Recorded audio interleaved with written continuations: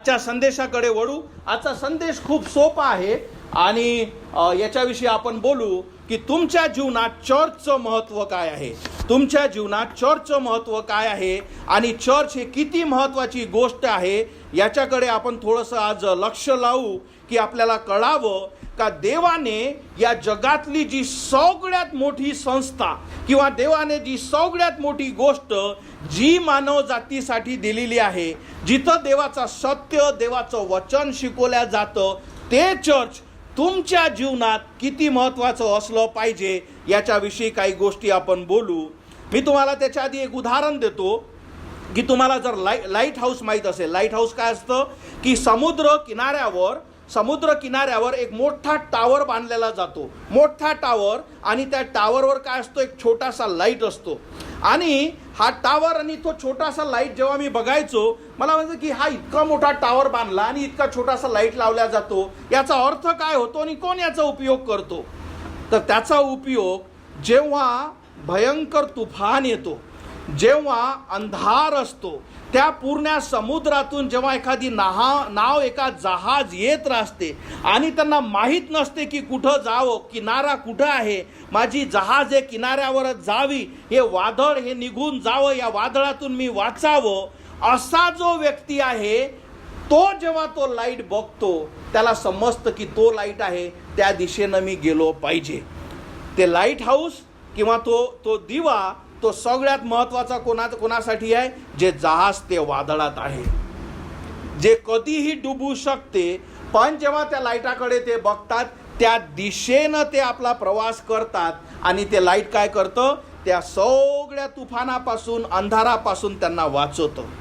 तसंच आपण सगळे या जगात असताना हे जे आध्यात्मिक अंधळत्व आहे, हे जे आध्यात्मिक युद्ध आहे, हे जे या युद्धात तुम्ही रोज आहात, ज्याची आपल्याला कधी जाणीव समजत नाही का मी स्वतः त्या आध्यात्मिक युद्धात आहे, मीच त्याचा एक प्याला आहे, माझ्या संगच खेळ होत आहे. या सगळ्या गोष्टी होत असताना त्या लाईट हाऊस सारखा देवाने मनुष्य जातीसाठी चर्च दिलाय. जे चर्च जे आधारस्तंभ आहे, जे खांब आहे, जो सत्याचं खांब आहे, ज्याच्यामुळे कुठला मनुष्य, लक्षात ठेवा, हे जे मी उदाहरण दिलं, हे उदाहरण जे मी लाईट हाऊसचं दिलं, हे जहाज सगळ्यांच्या डुबत आहेत, फक्त जो त्याच्यावर विश्वास ठेवतो की तो जो लाईट आहे तो मला तिथे नेईल, त्याचं जहाज काय होतं, वाचवल्या जातं. पण जर तो म्हणते मला माहीत नाही की हे लाईट खरंच सत्य असेल का, त्याच्यासाठी नाही. तसंच देवाने मनुष्य जातीसाठी ही सगळ्यात मोठी संस्था, चर्च सारखं या जगात दुसरी कुठलीच गोष्ट नाही, कुठलीच गोष्ट अशी नाही जे देवाने तुमच्यासाठी दिली, जे मनुष्यासाठी दुसरी कुठली महत्त्वाची नाही. याच्यासारखं काहीच नाही. कारण याच्यासारखं यासाठी काहीच नाही, कारण अशी कुठली गोष्ट नाही ज्याच्यासाठी देवाने आपला प्राण दिला. चर्च यासाठी प्रस्थापित झालं आणि यानंतरच प्रस्थापित झालं जेव्हा ख्रिस्ताने मानवजातीच्या सगळ्या पापासाठी क्रुसावर मारण्यात आला, गाळण्यात आला, तिसऱ्या दिवशी मरणातून उठला आणि जे सुवार्ता सांगण्याचं त्याने सांगितलं की माझं कार्य तुम्ही या जगात ठेवा, म्हणजे जेही माझ्याकडे बघतील, जेही या चर्चमध्ये सत्य ऐकतील, जेही सत्य स्वीकारतील, तो मनुष्य त्या जहाजीसारखा वाचवल्या जाईल. म्हणून या आजचा जो संदेश फक्त या गोष्टीसाठी आहे का जे तुम्ही चर्चमध्ये आहात, तुम्हाला या गोष्टीचं महत्त्व समजावं की या चर्चमध्ये दर रविवारी का मी येते, कशासाठी हे चर्च असतं, याचा अर्थ काय आहे, देवाने हे कशासाठी मला दिलं, आणि तुम्हाला किती सुंदर हे वचनं आणि हे संधी मिळाली का सत्य तुम्हाला समजावं. याच्या उलट शैतान, लक्षात ठेवा, सदैव तुमच्या जीवनात काय करेल, काही गोष्टी करेल. पहिलं तर तुम्हाला तो सदैव चर्च पासून दूर ठेवेल. काय करेल, सदैव चर्च पासून दूर ठेवेल. ते म्हणजे कसं, तो तुम्हाला मित्र पाठवेल, तो तुम्हाला काम पाठवेल, तो तुमच्या मनात काही गोष्टी करेल, या सगळ्या गोष्टी तुमच्या सोबत होतील. का, कारण सत्य चर्च मध्ये शिकवल्या जातं. म्हणून पहिली गोष्ट, शैतान सदैव तुमच्या संग काय करेल, तुम्हाला चर्च पासून दूर ठेवणं. समजून घ्या तुम्ही त्याच्यावर मात केली, समजून घ्या तुम्ही काय केली, त्याच्यावर मात केली आणि तुम्ही चर्चमध्ये राहण्याचा प्रयत्न केला. दुसरं काय, तो काय करेल, बरं तू चर्चमध्ये आहे का, बरं बस तसंही, पण तुझ्या विचारासंग मी खेळेल, तुला मी देवाचे वचन ऐकू देणार नाही, तुला देवाचं सत्य मी ऐकू देणार नाही. तुम्हाला पहिले तो शरीराने दूर ठेवेल, मग तुम्ही शरीराने इथं बसल्यावर आता तुम्हाला मनाने आणि विचाराने दूर ठेवेल. समजतं तुम्हाला हे युद्ध किती कठीण आहे. आणि तुम्हाला इथं फक्त बसून ठेवेल आयुष्यभर. तुम्ही लक्षात ठेवा, सैतानाला काहीच चिंता नाही का जर तुम्ही चर्चमध्ये बसले आहात आणि ऐकत नाही, तो म्हणते काही हरकत नाही, तू बाहेरपेक्षा इथंच बस मग, कारण तू काहीच ऐकत नसतो, मला तू आवडतो. म्हणून हे सदैव लक्षात ठेवा, जेव्हा जर आपण देवाचे वचन ऐकत नाही आणि चर्चमध्ये फक्त बसले असतो, सैतान खुश आहे, तो तुम्हाला काही त्रास देणार नाही. पण जेव्हा तुम्ही देवाचे वचन ऐकण्याचा प्रयत्न कराल, पहिले शरीराने तुम्हाला दूर ठेवील, नंतर मनाने विचाराने तुम्हाला दूर ठेवील.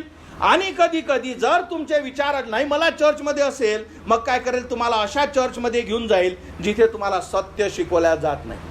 म्हणजे काय होऊन जाईल, तुमच्या मनाचंही समाधान, चर्चमध्ये गेली ना, पास्टर म्हणत होते ना, या चर्चमध्ये काय, त्या चर्चमध्ये काय, गेली तसंही. म्हणजे तुम्हाला सत्यापासून दूर ठेवण्यापासून सदैव तो काय करेल, फसवेल. यासाठी, कारण सत्य तुम्हाला कळेल, तुम्ही त्याच्यावर विश्वास ठेवाल आणि तुम्ही मोकळे व्हाल. म्हणून या चर्च याचं जे महत्त्व आपण बघत आहोत, एक वचन आपण बघू, प्रकटीकरण 12:9 मी तुमच्यासाठी वाचतो. शेवटचं पुस्तक नवीन करारातलं प्रकटीकरण 12:9. देवाचा शब्द म्हणतो, तो मोठा अजगर सैतान म्हटलेला तो जो जुनाट साप आहे, तो संपूर्ण जगाला फसवितो. तो काय करतो, आधीपासून संपूर्ण जगाला फसवितो, प्रत्येक मनुष्याला फसवितो. आणि म्हणून मी तुम्हाला सांगितलं की तो 6000 वर्ष जुना आहे. त्याला तुमच्यातल्या सगळ्या गोष्टी माहीत आहे, त्याला जगाला कसं फसवावं हे माहीत आहे, त्याला तुम्हाला सत्यापासून दूर कसं ठेवावं हे माहीत आहे, तो तुमच्यापाशी काय कामं पाठवावे हे माहीत आहे, ते तुमचं डोकं विचार कुठं न्यावं हे माहीत आहे. सैतानाचे लेकरं आहेत, सैतानाचे लोक आहेत जे तुम्हाला बाहेर नेण्याचा प्रयत्न करतील. हे फक्त एकाच गोष्टीसाठी आणि एकाच वेळेस होईल, जेव्हा पहिले रविवार असते आणि जेव्हा चर्चची वेळ असते. त्याच्याशिवाय तुम्हाला बाकी दिवस तो काहीच त्रास देणार नाही, कारण आता तुम्हाला इथं सत्य शिकवल्या जात नाही. म्हणून हे सदैव जागरूक असणे आणि हे सदैव लक्षात असणे का हा आध्यात्मिक युद्ध आहे आणि चर्च तुमच्या जीवनात किती महत्त्वाचा आहे. लक्षात ठेवा, जेव्हा तुम्ही दुसरी गोष्ट चर्चमध्ये नाही, तेव्हा तुम्ही देवाच्या प्रोटेक्शनमध्ये नाही. चर्चमध्ये असणे म्हणजे शरीराने असणे, हे मी तुम्हाला सांगितलं आहे, असं नव्हे. तुम्ही चर्चमध्ये नाही, तुम्ही ऐकत ना, तुमचे विचार तिथं नाही, तुम्ही सैतानाचे आहात, तुम्ही फक्त शरीराने हजर आहात. पण जेव्हा तुम्ही चर्चच्या बाहेर निघता किंवा जर तुम्ही ऐकत ना, काय होतं, तुमच्यावर चर्चचं प्रोटेक्शन नाही. तुम्ही त्या मेंढरासारखे आहात, जो मेंढपाळ त्याची इच्छा असते की आपले सगळे मेंढरं कळपात सोबत चावे, पण त्यातला एक म्हणतो की मी हुशार आहे, मला मेंढपाळाची गरज नाही. आणि जेव्हा जसा तो बाहेर निघतो, शिकारी येतो, जनावर येतो, त्याची शिकार करतो. तसं चर्च इतकं महत्त्वाचं देवाचं असतं की त्याच्यामध्ये जेव्हा तुम्ही असता तेव्हाच तुमच्यावर प्रोटेक्शन असतो. जसं पाऊस येत असताना आहे की नाही, पाऊस येत असताना जेव्हा आपण छत्री उघडतो, त्या छत्रीच्या खाली असतानाच त्या पावसापासून आपण स्वतःला वाचू शकतो. आणि जर त्या छत्रीच्या आपण बाहेर गेलो तर आपण भिजून जाऊ. तसं चर्चचं प्रोटेक्शन, तो अम्ब्रेला तुमच्यावर असतो जेव्हा तुम्ही चर्चमध्ये असता. दुसरी गोष्ट, कारण देवाने हे सांगितलेलं आहे की पास्टरांनी आपल्या मेंढपाळा, जसा मेंढपाळ आपल्या मेंढराविषयी काय करतो, काळजी घेतो, तसं तुमच्यासाठी सदैव प्रार्थना केल्या जाते. प्रत्येक व्यक्तीचं लहानापासून मोठ्यापर्यंत, जो संडे स्कूलमध्ये खाली असतं त्याच्यापासून तर प्रत्येक व्यक्ती आणि जे ऑनलाईन असतं, त्या चर्चमध्ये सदैव तुमच्या नावाने तुमच्यासाठी दररोज प्रार्थना केल्या जाते. यासाठी का देवाचं सत्य तुम्हाला कळावं, यासाठी का देवाचं सत्य तुम्ही स्वीकारावं, यासाठी का तुमचा स्वतःचा आत्म्याचा नाश होऊ नये. म्हणून चर्च लक्षात ठेवा, तुमच्या जीवनातली सगळ्यात मोठी एक गोष्ट असली पाहिजे, चर्च जेव्हा रविवार येतो तेव्हा तुम्ही उत्साही असले पाहिजे की आज चर्च आहे, आज मला देवाच्या वचनात बसायचं आहे. लक्षात ठेवा, जसं मी तुम्हाला मागे सांगितलं होतं, एका आठवड्यात फक्त 1.5 तासासाठी चर्च असतं. एका आठवड्यात 168 आवर्स असतात आणि देवाला तुम्ही फक्त देव म्हणतो की तुम्ही काय 1.5 तास माझ्यासाठी द्या. दुसरी गोष्ट, देव जे जीवन देवाने तुम्हाला दिलं, जे 60-70 वर्ष 80 वर्ष जे जीवन आहे ते सुद्धा देवाने तुम्हाला दिलं आहे आणि त्याच्यातून तो मागतो की इतकी फक्त वेळ माझ्यासाठी दे. हे तुमची वेळ नाही, जे आपण म्हणतो ना की मी बिझी आहे. अरे तुला जीवनच देवाने दिलाय, तू काय बिझी आहे, आडवा झाला तर काय आहे तुझ्यापाशी. म्हणून हे जीवनच देवाने जे तुम्हाला दिलं आहे, देव म्हणतो त्याच्यातून ही वेळ तू माझ्यासाठी दे. हे यासाठी नाही म्हणत देव का माझा भलं व्हावं, हे की तुम्हाला सत्य कळावं, यासाठी का तुम्ही सत्य स्वीकारावं, हे साठी का ह्या ज्या सगळ्या गोष्टी ज्या चर्चमध्ये दिल्या जातात, बोलल्या जातात, देवाचं वचन शिकवल्या जातं, या भिंतीच्या बाहेर किंवा चर्चच्या बाहेर कुठंच तुम्हाला भेटत नाही. अशी एकही जागा नाही या पूर्ण पृथ्वीवर जिथं चर्च शिवाय देवाचं सत्य शिकवल्या जातं. म्हणून जर आपल्याला सत्याची ओढ असेल, जर आपली इच्छा असेल का मला सत्य समजावं, कारण हे जे वचन काय म्हणतो, चर्च हा सत्याचा खांब व पाया आहे. आणि म्हणून हे सगळ्यात महत्वाचं आहे का देवाने जे चर्च तुम्हाला दिलं. तुम्हाला माहित आहे काय, या अमरावतीत किंवा या मोहल्ल्यात किती असे लोक असतील, तुम्हाला काय वाटतं किती आपण मोजके आहे जिथं देवाचा शब्द ऐकायला येतात. आणि म्हणून आपण स्वतःला किती या गोष्टी धन्यवादी समजल्या पाहिजे का मला देवाचा शब्द ऐकायला भेटत आहे, देवाचं सत्य ऐकायला भेटत आहे. किती लोक न ऐकताच बिचारे की त्यांच्या पापाची क्षमा झालेली आहे ते न स्वीकारताच सरळ अनंताच्या नरकात निघून जातात. पण देवाने आपल्याला चान्स दिला आहे का देवाचं सत्य शिकावं. म्हणून चर्च जे आहे ते सगळ्यात महत्त्वाची गोष्ट आहे. दुसरी गोष्ट मी जे तुम्हाला सगळ्यात महत्त्वाची सांगतो, हे चर्च कुठल्या मनुष्य नाही किंवा पास्टर नितीन इंगळेने म्हटलं की चला आता जसं आपली ॲनिव्हर्सरी होत आहे आपण जाऊ आणि चर्चची सुरुवात करू, असं कधी झालेलं नाही. तर ही देवाची योजना होती. देवाने माझ्यात कार्य केलं, देवाने हे सांगितलं की तू इथे जा आणि देवाचं चर्च तू चालू कर. ही देवाची योजना आहे, हे देवाने रचलेलं आहे आणि ते कधीही मोडल्या जाणार नाही. एक वचन मी तुमच्यासाठी वाचतो, मत्तय 16:18 इथे देवाचं वचन सांगतं. आणखी मी तुला असे सांगतो की मत्तय 16:18 तू पेत्र आहेस आणि या खडकावर मी आपली मंडळी रचीन. म्हणजे येशू ख्रिस्त म्हणत आहे पेत्राविषयी संभाषण करत असताना का मी आपली मंडळी रचीन आणि तिच्या पुढे मृत्यू लोक द्वाराचे काहीच चालणार नाही. म्हणजे मृत्यू लोकाचे दार आणि जे या जगातल्या सगळ्या वाईट गोष्टी या चर्च पुढे चालणार नाही. तो म्हणतो की मी हे रचलेलं आहे. म्हणून हे लक्षात ठेवा, जगातली जी कुठलीच अशी संस्था नाही जे देवाने उभारली आहे. पण चर्च ज्याच्यासाठी पहिले काय आपण बघितलं की देवाने आपला स्वतःचा प्राण दिला. दुसरं त्याने काय केलं, हे उभारणी केली. एक तुम्हाला मी बायबलमधला एक सुंदर एक गोष्ट मी सांगतो, प्रेषितांची कृत्ये. इथं जेव्हा देवाचे शिष्य देवाचं कार्य, जसं या सुवार्तेचं कार्य आपण करत आहोत आणि तसं जेव्हा करत होते आणि लोक त्यांना काय करत होते, तिथले जे राजे किंवा फरुशी लोक होते त्यांचा विरोध करत होते. तर त्यातला एक फरुशी उठला आणि तो त्यांना म्हणाला, मी तुम्हाला एक सांगतो म्हणे का हे लोक म्हणतात की हे देवापासूनचं आहे, जर हे मनुष्यापासूनचं आहे तर हे जास्त दिवस चालणार नाही. पण जर म्हणे हे देवापासूनचं जर असेल तर याला कोणीच थांबवू शकणार नाही. या गोष्टीला 2000 वर्ष झाले. मला वाटते याच्यापेक्षा अजून आपल्याला पुरावा नको का हे देवाने प्रस्थापित केलेलं चर्च आहे. म्हणून जे लोकल चर्च म्हणजे जिथे देवाचं सत्य शिकवल्या जातं, या गोष्टीविषयी तुम्हाला महत्त्व वाटावं की हे असं नाही का बा चला एक इथे आपण येतो इथे पास्टर नितीन येतात आणि आपल्याला शिकवतात, आपण जमावं, हे जरी असलं, पण याच्यात सगळ्यात मोठं उद्देश म्हणजे का देवाने हे उभारलं आहे, देवाने ह्या गोष्टीची सुरुवात केली आहे, देवाने ही मंडळी स्थापित केली आहे देवाचं सत्य सांगण्यासाठी, आणि या गोष्टीची जाणीव तुम्हाला असावी यासाठी का तुम्ही दर रविवारी रेडी राहावं.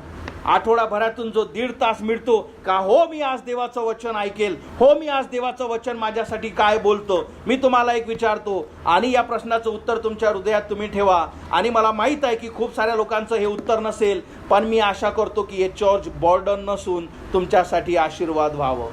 कारण जर तुम्हाला हे बर्डन वाटत असेल, तुम्हाला तारणाऱ्याची ख्रिस्ताची गरज आहे. पण याच्या उलट मी तुम्हाला सांगतो, काही या चर्चमधले जे लोक मला उदाहरण देतात आणि असं होत नाही की मला समजत नाही, जसं मी कधी बालिताईसाठी बोलत असतो आणि मी देवाला धन्यवाद मानतो की ते सांगते की अरे जेव्हा रविवार असते आमची इच्छा असते की कधी चर्च चालू होतं, कधी आठवडा येतो आणि कधी मी चर्चमध्ये जातो. मागच्या आठवड्यात जसं नंदाताईला तुम्ही बघितलं नसेल, मला माहीत होती का तिची एक्झाम होती, ते एक्झाम होऊन डायरेक्ट घरू जाऊ शकली असती, पण तिनं निवडलं की तिथे येऊन मी डायरेक्ट पहिले चर्चमध्ये बसते. पाटील बाई हो की नाही, मी बघतो की एखाद्या वेळेस जेव्हा त्याला जायचं नसेल किंवा कुठं जायचं असेल, मागच्या 1-2 आठवड्या आधी त्या नव्हत्या आणि माझं लक्ष असते की अरे या ताई आजी आज आल्या नाही, पण माझ्या बायकोनं मला संध्याकाळी सांगितलं अरे त्या आलत्या, त्यांनी मला सांगितलं की आज मला कुठं जायचं आहे. मी हे तुम्हाला सगळे उदाहरणं यासाठी देत आहे आणि तुम्हा प्रत्येकापाशी कदाचित हे सगळे उदाहरणं असतील, प्रत्येकाचं नाव मी घेऊ शकत नाही, पण सांगण्याचं तात्पर्य असंच तुमच्या जीवनात देवाच्या कार्यासाठी, देवाच्या चर्चसाठी मान सन्मान तुम्ही असा.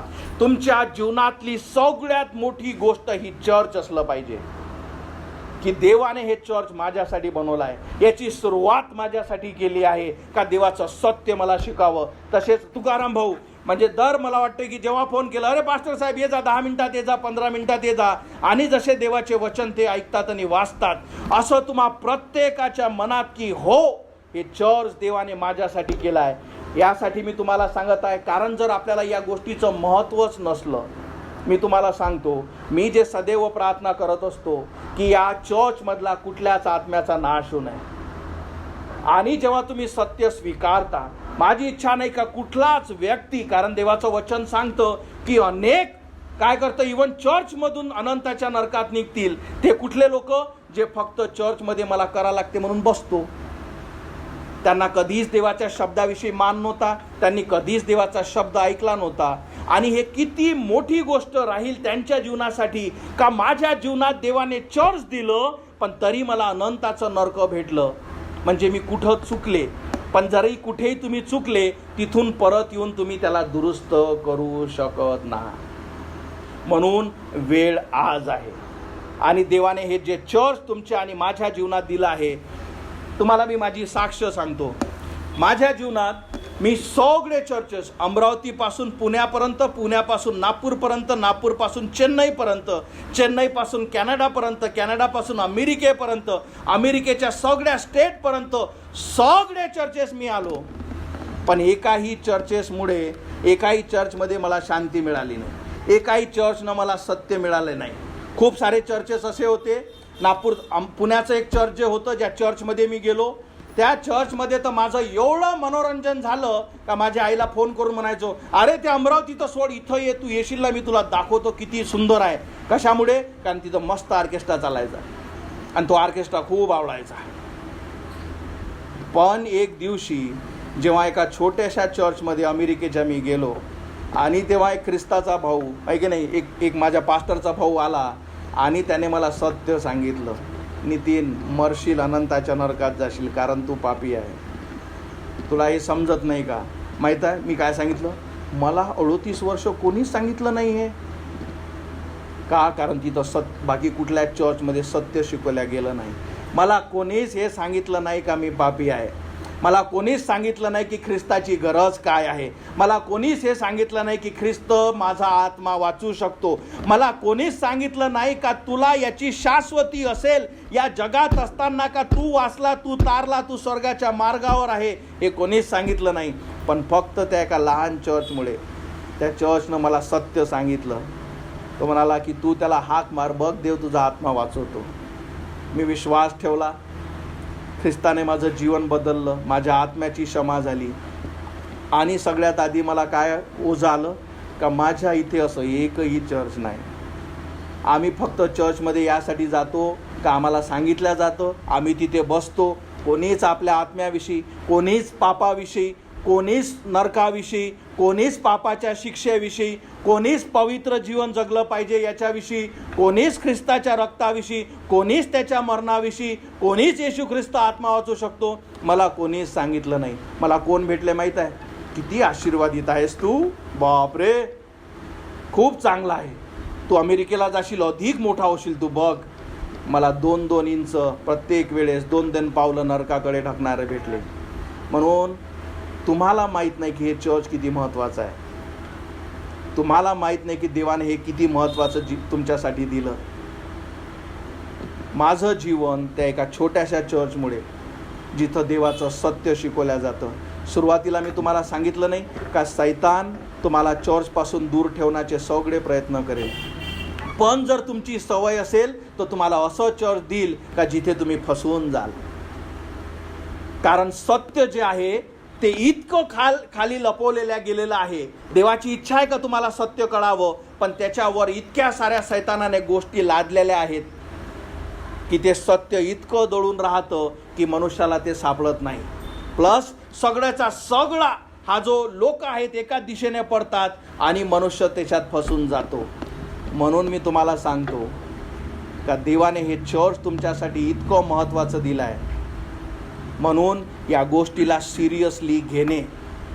फक्त चर्चमध्ये बसणारे नव्हे, कारण देवाचं वचन काय सांगतं, ऐकणारे नव्हे तर त्याच्यावर चालणारे जे बनतात ते माझे लोक आहेत.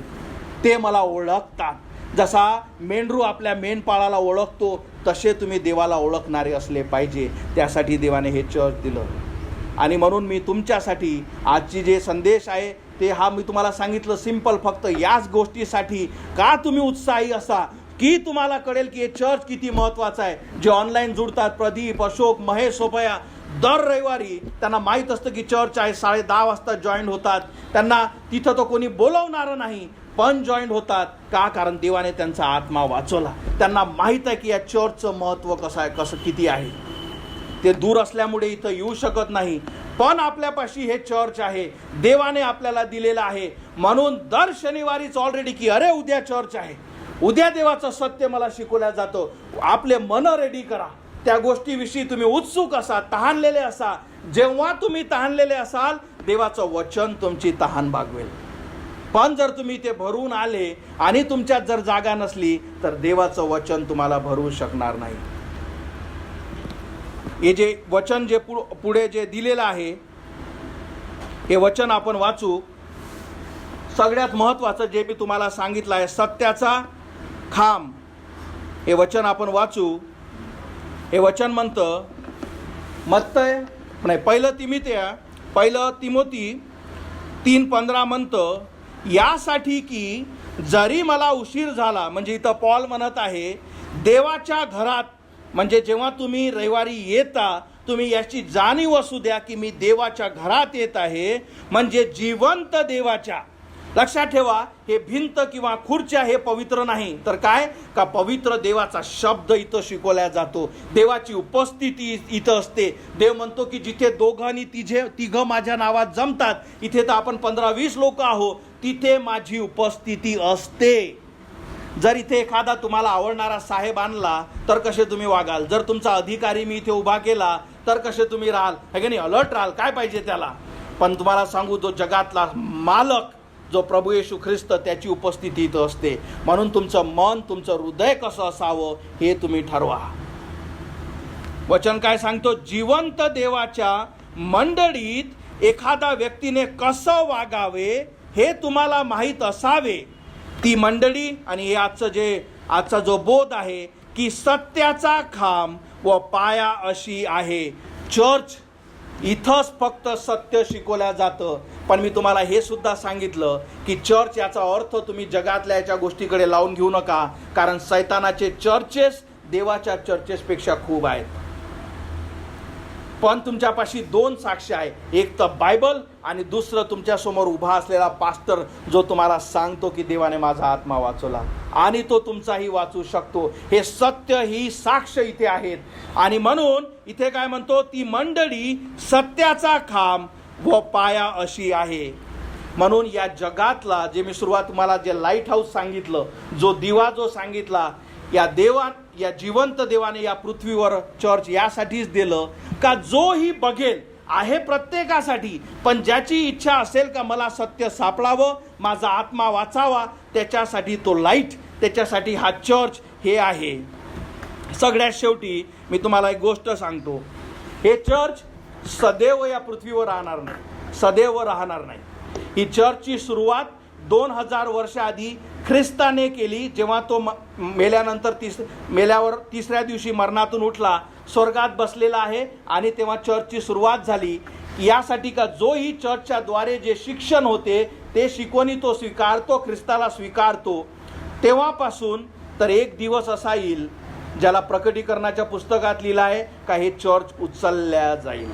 चर्च उचलल्या जाईल याचा अर्थ काय असतो, चर्चमध्ये काय का जिथं देवाचे लोक देवाचा संदेश शिकवल्या जातात. या मुलांनी जे गीत गायलं का ख्रिस्त माझ्यामध्ये राहतो, ते ख्रिस्त ते कार्य करतो आणि देवाचे लोक उचलल्या जातील.